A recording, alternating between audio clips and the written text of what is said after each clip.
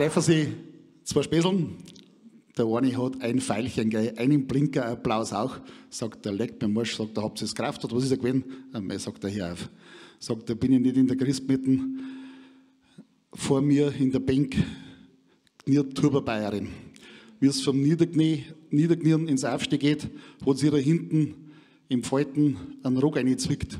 Und weil ich das nicht sehen kann, habe ich halt hingelangt und habe rausgezogen, zack, hat schon geschäbert. 4 Wochen später, das andere auch blau. Was ist da jetzt schon wieder gewesen? Ich sage, die draußen mal gar nicht sagen. Wieder in der Kirche, gell? Wer ist vor mir in der Bank? Turberbayerin. Geht's wieder vom Niederknien ins Aufstehen? Hat es wieder einen Ruck in der Falten drin. Gelangt nicht bei Nachbar der Depp hin und zirkt ihn raus. Und weil ich gewusst habe, dass ich es nicht mache, hat mich ihrer wieder nein.